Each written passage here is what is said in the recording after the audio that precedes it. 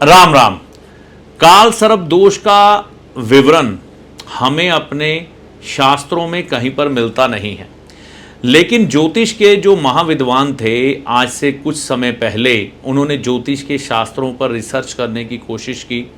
काल सर्प दोष इसे एक नाम दिया गया, इस पर कुछ एक पेपर वर्क हुआ भी लेकिन अधूरा रह गया। फिर उसके बाद इस काल सर्प दोष को लोगों ने अपना लिया, इसका पूजन करवाया जाने लगा, इसकी शांति करवाई जाने लगी। ज्योतिष के कई विद्वानों का मत है कि काल सर्प दोष नाम की कोई चीज़ नहीं है, और कुछ लोगों का मत है कि काल सर्प दोष पत्रिका में होना अच्छा है। वह लोग अच्छी खासी तरक्की करते हैं जिनकी पत्रिका में काल सर्प दोष होता है, और कई लोगों का मत है कि काल सर्प दोष अच्छा नहीं होता, जिनकी पत्रिका में हो उनके जीवन में संघर्ष बढ़ जाता है। और अलग अलग जो हैं रीज़न है काल सर्प दोष के बारे में, लोग अपने तरीके से विद्वान जो हैं इसका बखान करते हैं। लेकिन काल सर्प दोष को अगर हम समझें तो यह है चीज़ क्या है। जब भगवान श्री राम लंका विजय के लिए प्रयास कर रहे थे, उनको नागपाश के द्वारा लपेटा जाना कहीं ना कहीं ये दर्शाता है कि सर्प दोष व्यक्ति पर जब प्रभावी हो जाता है तो कहीं ना कहीं उसके जीवन में, उसके कामों में रुकावट आ जाती है। इसीलिए सर्प की पूजा हमारे देश में, भारतवर्ष में बहुत की जाती है। चाहे भगवान विष्णु जी के पास हो, चाहे भगवान शंकर जी के पास हो, नाग देवता की वैसे ही पूजा की जाती हो। मतलब किसी न किसी तरीके से नाग देवता को हम प्रसन्न करने की कोशिश करते हैं। और पापी ग्रहों शनि, राहु और केतु का पूरा स्वरूप जो माना जाता है ना, वो नाग माना जाता है। और इन्हीं तीन ग्रहों ने व्यक्ति की जिंदगी में ना घमासान मचाया होता है।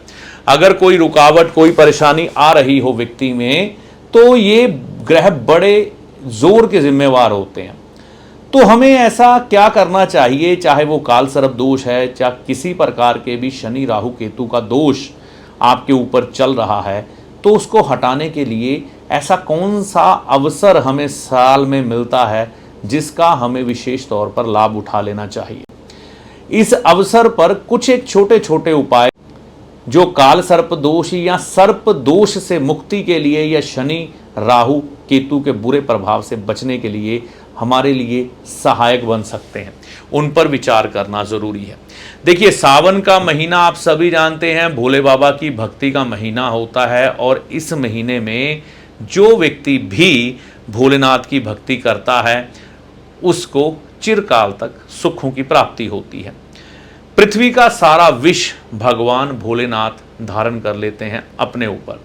इसी तरह से काल सर्प दोष से मुक्ति के लिए शनि, राहु, केतु के जो दुष्प्रभाव हैं उनकी पीड़ा से मुक्ति के लिए हम एक उपाय विशेष तौर पर कर सकते हैं।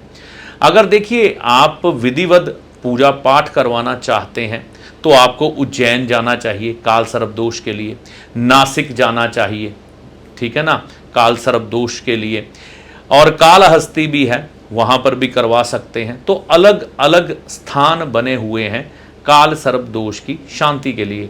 मंदिर में भी पंडित जी करते हैं, तो हर जगह पर ये व्यवस्था मिल जाती है। हिमाचल में कालीनाथ कालेश्वर धाम है, वहाँ पर आप काल सर्प दोष का जो अगर आपके ऊपर कोई प्रकोप है तो उसको हटाने के लिए जा सकते हैं। तो भगवान शिव जहाँ पर हैं वहाँ पर हम काल सर्प दोष का निवारण करते आए हैं, शास्त्रों अनुसार सर्प दोष से मुक्ति पाने के लिए प्रयास करते आए हैं। अब देखिए, ये जो पूजा पाठ हैं, अनुष्ठान हैं, कई बार हर व्यक्ति की पहुंच में होते नहीं, ठीक है ना। पहले ये देखिए कि काल सर्प दोष बनता कैसे है। राहु और केतु के एक साइड जब सभी ग्रह आ जाएं तब काल सर्प दोष का निर्माण होता है, ठीक है ना। और सबसे ज्यादा चिंताजनक चीज पता क्या होती है, राहु का मुंह जिस तरफ हो सभी प्लैनेट उसी तरफ मूव कर रहे हो और राहु के मुंह में समाने की कोशिश कर रहे हो, तो ऐसी व्यवस्था में काल सर्प दोष थोड़ा कष्टदायी बन जाता है। तो आप क्या कर सकते हैं, आप सावन के महीने में एक काम करिएगा। वो काम ये है कि आपको एक ना चांदी का नाग नागिन का जोड़ा बनवाना है, ठीक है ना। ये आप देख सकते हैं, मैं आपको दिखाता हूँ। तो ये देखिए, ये है चांदी का नाग नागिन का जोड़ा। तो आप इसे देखिए, ये ज़्यादा महंगा नहीं है, सस्ता है।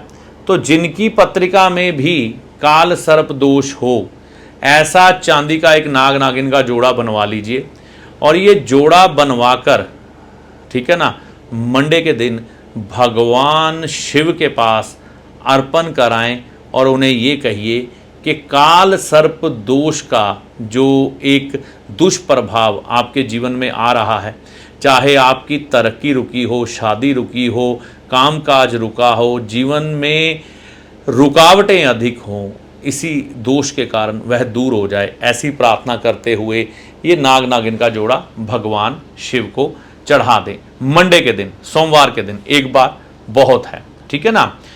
अगर आप पूजा करवाना चाहते हैं, अनुष्ठान करवाना चाहते हैं, तो वो भी करवाएं, आपकी इच्छा है, ठीक है ना। लेकिन ये उपाय करने से भी हर साल सावन के महीने में काल सर्प दोष के दुष्प्रभाव, सर्प दोष के, शनि राहु केतु के दुष्प्रभाव रुक जाते हैं। अब इसमें ना एक चीज़ और है, अगर आपकी पत्रिका में या आपके परिवार के किसी सदस्य की पत्रिका में काल सर्प दोष है, या किसी तरह से भी शनि राहु केतु से कोई व्यक्ति आपके परिवार में बुरी तरह से प्रभावित है, अगर आपको मौका मिल जाए, है ना, अगर कोई सपेरा, आपको सपेरे बहुत नज़र आएंगे, क्योंकि सावन के महीने में होता क्या है, धरती माँ में पानी समा जाता है, तो सांप अपनी बिलों से बाहर निकलकर घूमते हैं। सपेरे इन सांपों को पकड़ लेते हैं, इनका जहर निकालते हैं, बहुत कुछ करते हैं। और सांप के दर्शन करवाने के लिए किसी मंदिर के बाहर बैठे होते हैं या कहीं भी बैठे होते हैं, उनसे अगर आप सक्षम है ना कुछ कीमत देने में, तो उनको कुछ कीमत देकर वो सांप आज़ाद करवा दें किसी जंगल में, सुरक्षित स्थान में, जहाँ पर उस सांप को उसका घर मिल जाए। अगर ये काम आपने कर दिया ना, तो समझिए भगवान भोलेनाथ की कृपा से, उनकी मर्जी से आपके ऊपर से काल सर्प दोष का दुष्प्रभाव या शनि राहु केतु का दुष्प्रभाव, जब आप किसी सपेरे से नाग नागिन या नाग को आज़ाद करवा देंगे जोड़े के रूप में या अकेले के रूप में, तो वो हटता हुआ देखा गया है। महा उपाय की श्रेणी में तब आ जाता है जब ये उपाय सावन के महीने में करवाया जाए।